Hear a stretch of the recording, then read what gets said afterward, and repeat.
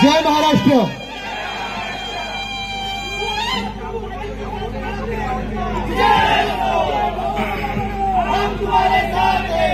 हा उत्साह आपल्याला मतदानात दिसला पाहिजे। आता विक्रोळीत होतो मी, इथे गोवंडीत आल्यानंतर देखील जे आपण स्वागत केलं, माझं पूर्ण गल्लीत ते स्वागत होत होतं। काच माझी खालती होती, लोक येऊन भेटतायत, सांगतायत की आदित्यजी फिकर मत करो, हम आपके साथ है। हेच वातावरण मला संपूर्ण महाराष्ट्रात दिसत आहे।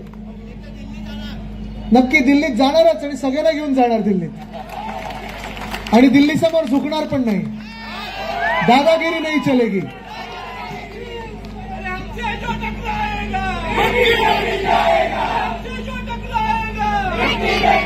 ती वेळ आलेली आहे जे तुम्ही सांगताय की हमसे जो टकराएगा, ती वेळ आलेली आहे। 2024 साठी आपण सगळेच थांबलो होतो। गेले 5 वर्ष आपण विचार करत होतो की आता निवडणूक कधी येणार, जे चुकलेलं आहे ते कधी बदलणार आपण। आणि त्यावेळी एक वेगळा नारा होता, एक ही भूल, परत करणार ती भूल। कारण 2019ला आपण फसलो, आपण सगळेच फसलो, देश फसला। आणि काल परवाकडे पण मी सांगत होतो, इथे मागे बोलू नका ना सर कोण, काल परवाकडे पण मी सांगत होतो 1 एप्रिलला आपण एप्रिल फुल डे साजरा करतो सगळे, हा मेसेज करतो April fool April fool April fool. गेले 10 वर्ष आणि खास करून गेले 5 वर्ष केंद्र सरकार आपल्याला एप्रिल फुल नाही, अच्छे दिन अच्छे दिन अच्छे दिन सांगते। अच्छे दिन आएंगे अच्छे दिन आएंगे आपल्याला वाटलं 2014 मध्ये येतील, 2015 मध्ये येतील, 16, 17, 18, 19ला पुन्हा एकदा वाटलं आपल्याला की चला 5 वर्ष आपण अजून देऊ। आता 2014 वरनं 2019, 19 नंतर आता 2024, 10 वर्ष झालेली आहेत। अच्छे दिन आलेत कोणाचे? जे जुमले आपण ऐकले होते 15 लाख प्रत्येकाच्या खात्यात येणार, ते आलेत कोणाच्या? डिझेल पेट्रोल किंमत काय झाली आहे, कमी झाली की वाढली आहे? गॅस कमी झाले की वाढले, किंमत वाढली आहे, महाग होत चालले, महागाई वाढत चाललेली आहे, जुमले वाढत चाललेले आहेत। आणि हे सगळं होत असताना तुम्ही मला सांगा, हे जुमले जे अच्छे दिन आएंगे जे चाललं होतं, हे अच्छे दिन कदाचित काही भाजपच्या नेत्यांसाठी आले असतील, जो भाग के गए उनके लिए आए होंगे। पण आपण जे जमिनीवर थांबलेलो आहोत, महाराष्ट्रासाठी थांबलेलो आहोत, देशभरात तुम्ही मला सांगा अच्छे दिन तर आलेच नाहीत, उलट बुरे दिन यायला लागलेत। कारण देशात आज मी तुम्हाला विचारतोय, इथे तरुण मुलं मुली किती आलेत, किती आलेत? जरा हात वरती करून सांगा, आप भी कितने, क्या उम्र है आपकी? 20, 25। तुम्ही मला सांगा, शिक्षण झालं, सगळं झालं, जॉब्स मिळतात का कोणाला? नोकऱ्या ज्या आपल्याला प्रत्येक वर्षी 1.5-2 कोटी जॉब्स मिळणार होते, आई नोकरी आपकी घरा आहे नाही आहे। आणि हाच प्रॉब्लेम झालेला आहे देशभरात। संजय भाऊ, कालचा रिपोर्ट आहे, काल सांगितलेलं आहे की तुम्ही IIT मधून शिका, IIM मधून शिका, कॉलेजमध्ये शिका किंवा नका शिकू, नोकऱ्या आपल्या देशात नाहीच, नोकऱ्या मिळतच नाहीयेत। म्हणजे तरुणांना तुम्ही खोटी स्वप्न दाखवली, गाजर दिलं, आणि हे सगळं करून तुम्ही जी बेईमानी करताय, ती सगळी बेईमानी तुम्ही आमच्या देशासोबत करत आहात, आमच्या तरुणांसोबत करत आहात। कारण 10 वर्षानंतर देखील ज्या तरुणांनी तुम्हाला मतदान केलं होतं, आमचं वय वाढत गेलेलं आहे, गॅस डिझेल पेट्रोल GDP वाढत तो चाललेला आहे, पण अजूनही आमच्या घरात चूल पेटत नाही। ही मुसीबत, ही तकलीफ, ही जी काही, हा जो काही प्रॉब्लेम आहे तो आपण सहसा कुठेही जगभरात पाहत नाही, तो आपल्या देशात पाहतोय की तरुण पिढी वाढत चालली पण जॉब्स मिळत नाही। आणि म्हणून आज जे तुम्ही माझं स्वागत केलं त्या गल्लीतून इथे येत असताना, इथे खास करून चालत असताना मी नम्रपणे आपल्या सगळ्यांचा आशीर्वाद घेत होतो। वरती बघायला मला स्कोपच नव्हता, कारण एवढा तुम्ही फुलांचा वर्षाव करत होता।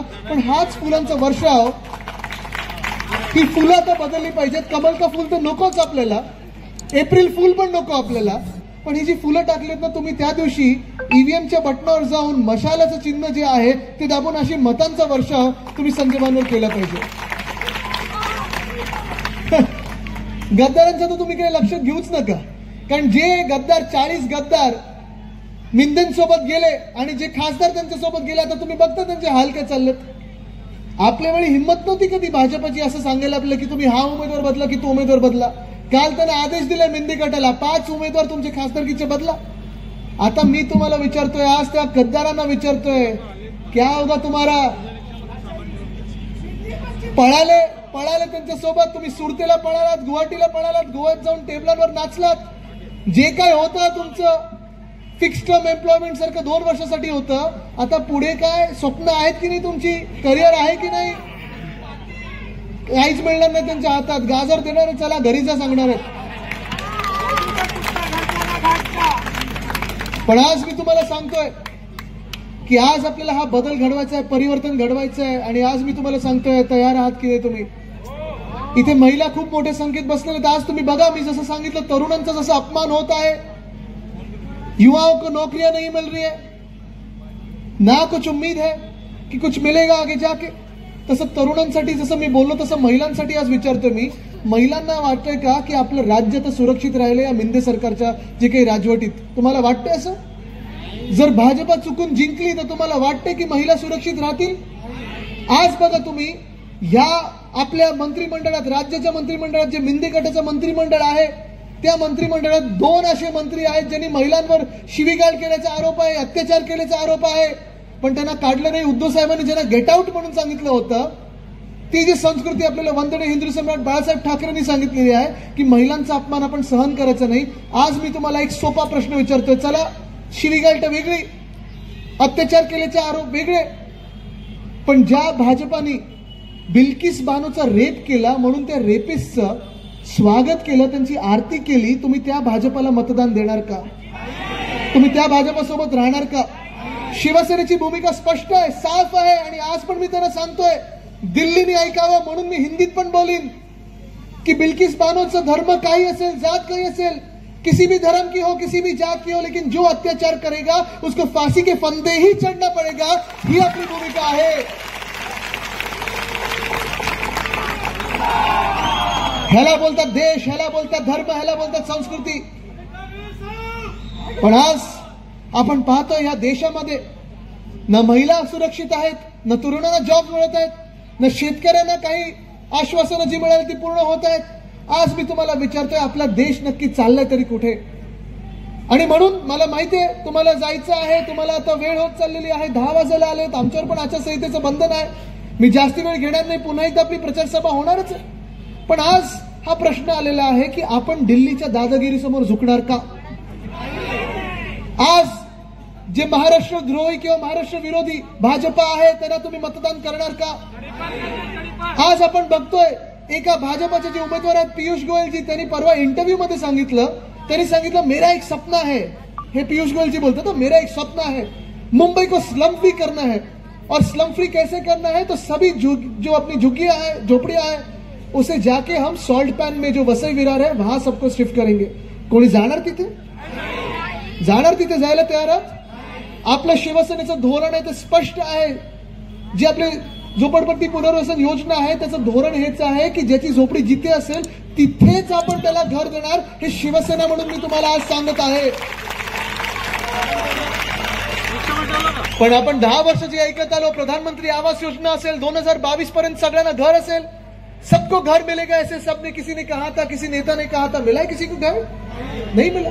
आणि म्हणून आज मी तुम्हाला प्रश्न विचारतोय की जे पियुष गोयल तुम्हाला सांगत आहेत, भाजपचं जे स्वप्न आहे की आम्ही सगळे झोपडपट्ट्या मुंबईतून काढून वसई विरार किंवा वडाळा किंवा जिथे मिठागर आहेत तिथे टाकणार, तुम्ही त्यांना निवडून देणार का?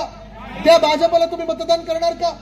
हे स्वप्न तुम्ही लक्षात घ्या, कारण ही स्वप्न नुसतं एका उमेदवाराची नाहीत, तर संपूर्ण पक्षाची आहेत. आज इथे संजय भाऊ तुमच्या सोबत उभे आहेत, आम्ही सगळे शिवसेना म्हणून सोबत आहोत. आपल्या गेल्या जे काही महाविकास आघाडीचं सरकार होतं 2.5 वर्षामध्ये कोविडचं काम तर केलंच. मुंबईचं कौतुक जगभरात झालं. वर्ल्ड हेल्थ ऑर्गनायझेशन असेल, सुप्रीम कोर्ट असेल, सगळ्यांनी आपलं कौतुक केलं, उद्धव साहेबांचं कौतुक केलं. कारण तेव्हा जेव्हा सगळीकडे देशभरात आपण पाहत होतो भीतीचं वातावरण होतं, मग सीएचं वातावरण असेल, एनआरसीचं वातावरण असेल किंवा मग कोविडचं वातावरण असेल, जिथे जिथे दंगली पेटवण्याचं काम भाजपा करत होतं, आपण इथे शिवसेना उद्धव बाळासाहेब ठाकरे पक्ष म्हणून 2.5 वर्षात एक सुद्धा दंगल होऊ दिली नाही. ही आपली शिवसेना आहे. सगळ्यांना घेऊन आपण पुढे चाललेलो आहे. कारण जो कोणी या महाराष्ट्राचा भूमिपुत्र असेल, जो कोणी या महाराष्ट्र प्रेमी असेल, जातपात धर्म न बघता आपण त्याची सेवा केली होती आणि पुढे देखील करत राहणार. हा मी तुम्हाला शब्द आज इथे द्यायला आलेलो आहे. कदाचित भाजपचे लोक येतील, तुम्हाला सांगतील की सबका साथ सबका विकास, सबका साथ नकोच त्यांना पोलरायझेशन हवंय, त्यांना जाती जातीमध्ये, धर्मामध्ये, जिल्ह्यामध्ये भांडणं लावायला पाहिजेत. जेव्हा आपण भांडतो तेव्हा त्यांची पोळी भाजली जाते. ही पोळी तुम्ही त्यांना भाजू देणार का?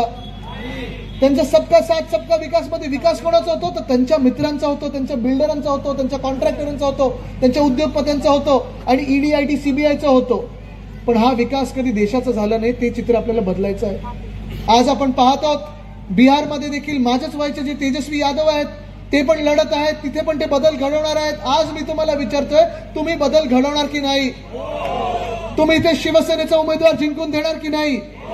आज जर तुम्हाला शिवसेनेचा उमेदवार जिंकून द्यायचा असेल तर मी तुम्हाला विचारतोय, आपलं चिन्ह कुठचंय? चिन्ह कुठचंय? चिन्ह कुठचंय? निवडून देणार की नाही? देणार की नाही? जीत होगी विशाल, चिन्ह है. जीत होगी विशाल, चिन्ह है. जीत होगी विशाल, चिन्ह है. आणि उद्धव साहेबांनी जो नारा दिलाय दिल्लीत, तो इथे पण द्यायचा आहे. अब की बार, अब की बार, अब की बार. जय हिंद, जय महाराष्ट्र, वंदे मातरम.